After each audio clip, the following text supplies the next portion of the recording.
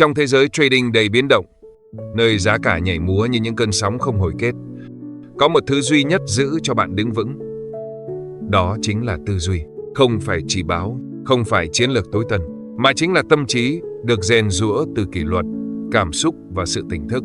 Trong video hôm nay trên kênh Ngẫm Trading, chúng ta sẽ cùng nhau bước vào thế giới nội tâm của những nhà giao dịch huyền thoại, nơi chiến thắng không đến từ may mắn, mà từ khả năng hiểu chính mình. Nếu bạn đang tìm kiếm điều gì đó sâu hơn những con số, một nền tảng vững chắc để xây dựng sự nghiệp trading dài hạn, thì video này chính là món quà dành cho bạn. Hãy tĩnh lặng, hít một hơi thật sâu và cùng ngẫm. Tâm trí của một nhà giao dịch huyền thoại. Tư duy như một nhà vô địch. Tư duy, nền tảng bất bại của giao dịch thành công. Không phải kỹ năng phân tích, cũng không phải công nghệ tiên tiến, mà chính tư duy là yếu tố phân tách rõ ràng nhất giữa một nhà giao dịch bình thường và một nhà giao dịch huyền thoại. Tư duy đúng là nền tảng vững chắc để tạo ra sự ổn định trong một thị trường đầy biến động. Khi mọi thứ xung quanh hỗn loạn, người có tư duy đúng sẽ đứng vững như một trụ cột giữa tâm bão. Một nhà giao dịch huyền thoại không đơn thuần là người kiếm được lợi nhuận lớn, mà là người hiểu được chính mình trong từng quyết định. Họ không bị chi phối bởi tin tức, cảm xúc hay ý kiến đám đông. Tư duy của họ được rèn luyện qua năm tháng, qua thất bại, qua thành công và trên hết, qua sự tự nhận thức sâu sắc. Tư duy không phải là một kỹ năng độc lập, nó là sự kết tinh giữa trí tuệ, cảm xúc, kỷ luật và niềm tin nội tại. Đó là khả năng giữ được sự tỉnh táo giữa cơn bão cảm xúc, khả năng gạt bỏ cái tôi để lắng nghe thị trường, khả năng kiên nhẫn đợi đúng thời điểm thay vì vội vã hành động. Giải mã tư duy của nhà giao dịch vô địch. Trong giao dịch, cảm xúc là con dao hai lưỡi. Nó có thể giúp bạn cảm nhận thị trường, nhưng cũng có thể phá hủy toàn bộ tài khoản của bạn chỉ sau một khoảnh khắc mất kiểm soát. Những nhà giao dịch huyền thoại đều có một điểm chung. Họ sở hữu trí tuệ cảm xúc vượt trội. Họ biết nhận diện cảm xúc trước khi nó kiểm soát hành vi. Họ biết sợ, nhưng không để nỗi sợ quyết định thay họ. Họ hiểu sự tham lam, nhưng không để lòng tham lấn át chiến lược. Họ cảm thấy áp lực, nhưng luôn giữ được sự bình tâm. Một giao dịch thua lỗ không làm họ sụp đổ, mà là bài học. Một chuỗi lệnh sai không khiến họ nghi ngờ bản thân, mà thôi thúc họ xem lại hệ thống. Khả năng tự nhận thức và phục hồi tinh thần nhanh chóng chính là dấu hiệu của một tư duy vô địch. Họ không đổ lỗi cho thị trường, họ truy xét lại cách mình suy nghĩ, quyết định và phản ứng. Tư duy của một nhà vô địch là tư duy của người chịu trách nhiệm, không có chỗ cho việc viện cớ.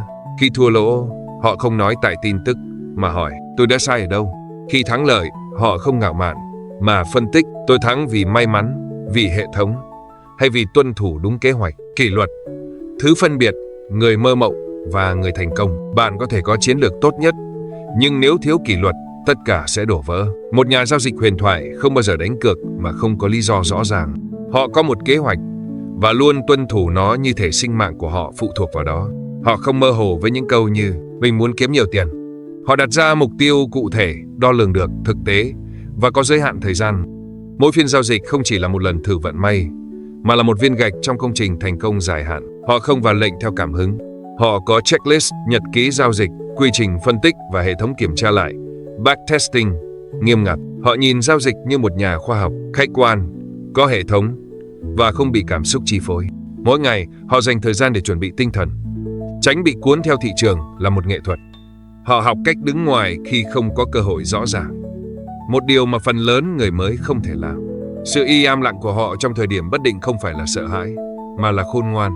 Các trụ cột thành công bền vững trong giao dịch.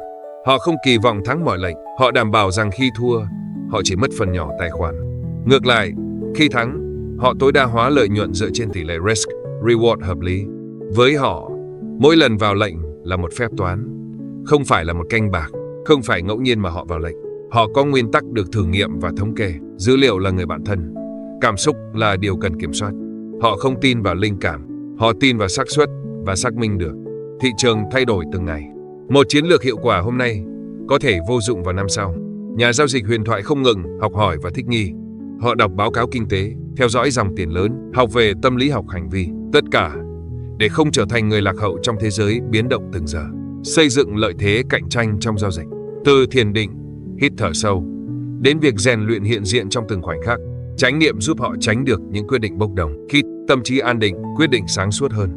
Khi nhận biết được chính mình, họ kiểm soát được thị trường mà không cần kiểm soát nó. Họ không tự mãn khi thắng, cũng không gục ngã khi thua. Họ xem mọi tình huống là cơ hội để học. Họ đọc sách, xem webinar, tham gia cộng đồng, không ngừng nâng cấp tư duy. Thành công không đến từ một lần thắng lớn. Nó đến từ hàng trăm, hàng ngàn quyết định đúng đắn, được lặp lại đều đặn mỗi ngày. Giống như tập thể hình, một cơ thể săn chắc không đến từ một lần tập hăng say, mà từ hàng tháng rèn luyện đều đặn, chính xác và có kỷ luật. Họ hiểu rằng sự khác biệt không nằm ở chỗ biết thêm một chỉ báo, mà ở việc vận dụng chỉ báo đó theo cách riêng biệt, phù hợp với cá tính, thời gian và mục tiêu của chính mình. Lời kết: trở thành nhà giao dịch mà bạn tự hào. Tư duy không phải là thứ bạn sinh ra đã có. Nó được rèn luyện, nó cần thời gian, thất bại và cả lòng dũng cảm để nhìn sâu vào chính mình. Một nhà giao dịch huyền thoại không chỉ giỏi về mặt kỹ thuật, họ giỏi vì họ kiểm soát được bản thân. Hãy bắt đầu từ hôm nay. Viết lại nhật ký giao dịch, lắng nghe cảm xúc, điều chỉnh mục tiêu, tuân thủ kế hoạch, thiền 10 phút trước phiên giao dịch, đọc thêm một cuốn sách mỗi tháng. Và luôn nhớ rằng thị trường không phải là kẻ thù. Chính tâm trí chưa rèn luyện mới là kẻ đánh bại bạn. Bạn không cần trở thành một nhà giao dịch huyền thoại trong một đêm. Nhưng từng bước một, bạn có thể trở thành một nhà giao dịch mà chính bạn sẽ tự hào. Bởi vì cuối cùng, lợi nhuận là hệ quả, nhưng tư duy mới là cội nguồn. Một nhà giao dịch huyền thoại không hơn bạn ở điểm may mắn. Họ chỉ kiên nhẫn hơn, tỉnh táo hơn và biết lắng nghe chính mình nhiều hơn. Bởi vì cuối cùng, thị trường không đánh bại ai cả. Chính tâm trí chưa được rèn luyện mới là kẻ thù thầm lặng. Hãy bắt đầu từ những điều nhỏ bé. Một nhật ký giao dịch trung thực, một lần thiền 10 phút mỗi ngày, một quyết định không cảm xúc, và lặp lại nó như một nghi thức. Đừng tìm kiếm sự hoàn hảo, hãy tìm kiếm sự tiến bộ có ý thức mỗi ngày. Và hãy nhớ, lợi nhuận chỉ là kết quả, tư duy mới là con đường. Cảm ơn bạn đã lắng nghe đến tận cuối video. Nếu thấy hữu ích, hãy like, đăng ký và chia sẻ để lan tỏa những giá trị sâu sắc này đến cộng đồng. Hẹn gặp lại bạn trong những phút giây tĩnh lặng và ngẫm sâu hơn trên hành trình trading đầy ý nghĩa.